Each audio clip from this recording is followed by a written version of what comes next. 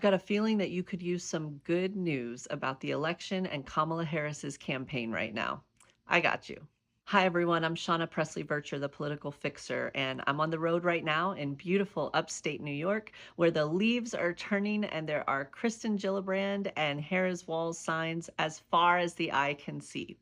But my team and I are keeping a close eye on this election coverage, so I'm here today to make my case as to why you should just ignore the polls and most of the legacy media coverage because this isn't even close. Much of the media is saying that this race is too close to call and razor thin. But I'm telling you, based on the data that we're seeing, and based on what we're seeing on the ground, and based on every bit of the years of experience that I have doing this, not only is this race not going to be historically close, if we all do our jobs and push through to the end, what we're about to make happen is going to be historically epic. All right, let's start with lawsuits. Oh, I zigged when you thought I was going to zag, didn't I? Well, hear me out. Dozens and dozens of lawsuits have been filed by MAGA minions with one goal in mind: silence our votes. But good news, it's not working. In Michigan, some Republican voters and the Republican National Committee sued to kick more voters off of those voter rolls. The reason, you're going to love this, is because so many young voters under the age of 30 registered to vote this time that it had to be fraudulent. Well, that case got kicked right out of court. They had zero evidence. And all of those young people who actually did register to vote, who do you think they're about to vote for? Now, in Virginia, they did do a voter purge, and you're not supposed to be able to do that 90 days out of an election or closer because there's no way to remedy those purges. That went to court, and Governor Youngkin said that he had the executive power to just ignore that law. A judge disagreed. She not only blocked them from doing future purges, she said that they had to restore the voters that had already been purged from the lists and go one step further, reach out to them and let them know that they could cast their ballots in this election. She made it known in no uncertain terms that this was illegal and not to try it again. In Michigan and in North Carolina, MAGA filed lawsuits to try to prevent overseas votes from counting. Now, this could have impacted dual citizens, Americans traveling abroad, and our military families. So much for backing veterans. Judges in both cases dismissed those lawsuits, said they had absolutely no evidence that they were warranted, and essentially told them that it was nonsense they needed to get out of their courts. So the overseas ballots will count. I know a lot of you have been worried about Georgia. We had some electors that were saying that they would not certify the results if they disagreed with them, and there were also some attempts to make chaos on election night by saying that Georgia had to hand count all of their ballots. Well, a judge blocked the requirement for hand counting ballots. So no worries there. They will not have to hand count all of those ballots on election night. And another judge blocked the attempt for electors to say that they would not certify the elections. That judge made it perfectly clear that that attempt to not certify the election was illegal and that it would not be tolerated. Currently, there are still dozens of lawsuits outstanding, but don't worry, there are teams of volunteer attorneys that are on top of it. You can follow all of this and see the over 30 victories that they've already accomplished by going to Democracy Docket's website.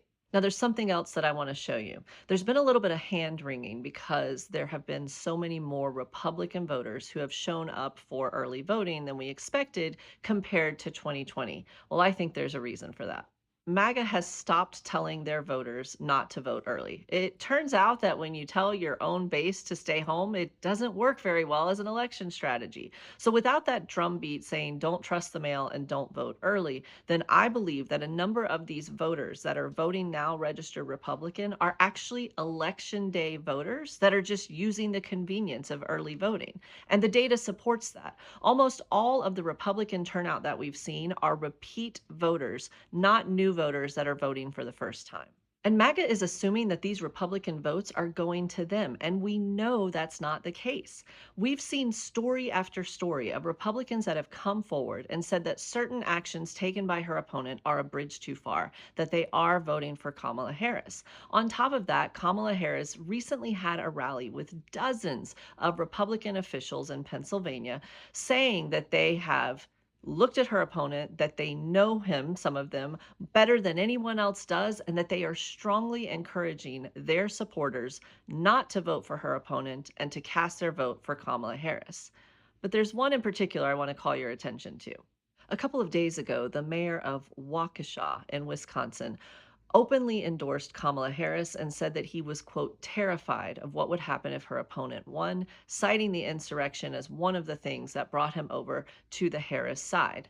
Now, let me put some context on this. This is a mayor of one of the largest Republican cities in the largest Republican county in all of Wisconsin. Do I think that all of his voters are going to suddenly switch over to Harris? No, but some of them will. And we're seeing this across the country. And keep in mind, it is not Kamala Harris who needs to find new votes. President Biden won the election in 2020. It's her opponent that needs new voters to side with him. And he's hemorrhaging his core base of support, Republican males. Now, where are his new votes going to come from? Where are these new voters that are switching to him? Where are the independent moderates that are suddenly voting for him for the first time? They do not exist. And this is one of the many reasons I think we're going to see huge results, not just for Kamala Harris, but in the congressional races as well. So, why is the media telling us otherwise? Why do they keep insisting that this race is razor thin? Well, normally this is where I would talk to you about the media being a business and then wanting us to tune in, but we have new information that's even more sinister and candidly more disgusting. Multiple reports are coming out that the Washington Post may not endorse a candidate at all during this election cycle. And the reason is because their owner, Jeff Bezos, is supposedly worried that if they endorse Kamala Harris and her opponent wins, that he may lose his precious government contracts. One of the sources of this information is pretty reliable. He's a former editor at the Washington Post. This, my friends, is what we would call in Texas being yellow bellied. Now, on top of all of the corporate greed we had to worry about before of legacy media, we now have to worry about the cowardice of their owners as well. Okay, got it. We see you. So let's just move forward and ignore them. To channel another fellow Texan here for just a moment, they will not break our souls. She is that girl, and these mothers are not stopping her. So I need you to channel all of your energy, get up and move. Do what you can in these final days to bring this home, and let's bring in the next renaissance in this election. If you feel like anyone else could use a positive boost with this information today, please like and share this video with them. And in the meantime, please follow me at Political Fixer. I'm Shauna Presley Vircher, and we are going to continue to bring you insights and intel into this historic election. I'll see you soon.